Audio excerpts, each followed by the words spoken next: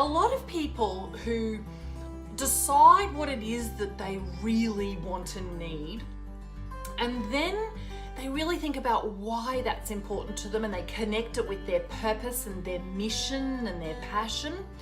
And then they do the work on excavating, okay, so what are the resources that I've got right here and right now that are actually going to facilitate my abilities and my capacity to actually achieve what it is that I want. Well, those people, in some cases, they create dream boards or vision boards. And one of the biggest problems with that is that we have 50 to 80,000 thoughts a day.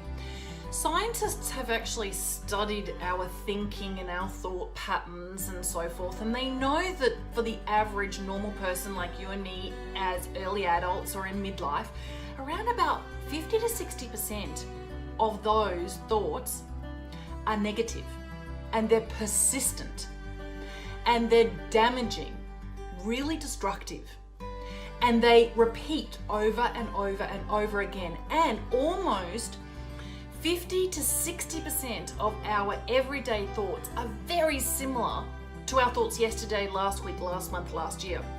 And most of us are actually stuck.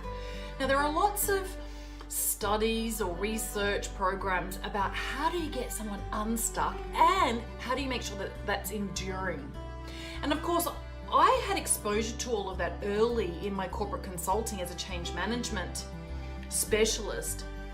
And I also got to see it as a sports therapist about why, when someone's diagnosed with, for example, diabetes, why do they radically change their diet, cut out all carbs, totally have an incredible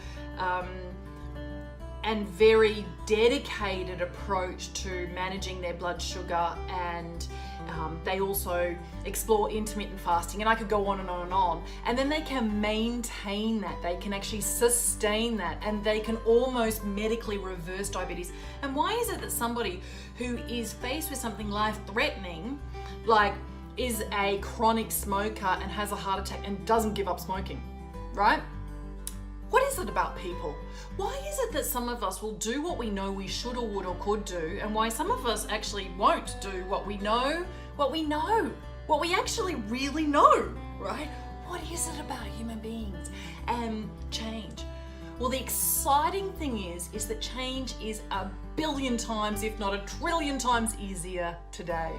And it's enabled through technologies like Positive Prime. It's not the only one, and sometimes we can actually add complements or supplements that actually make it more powerful. But in the first instance, the important thing to know is that we're actually in a new era.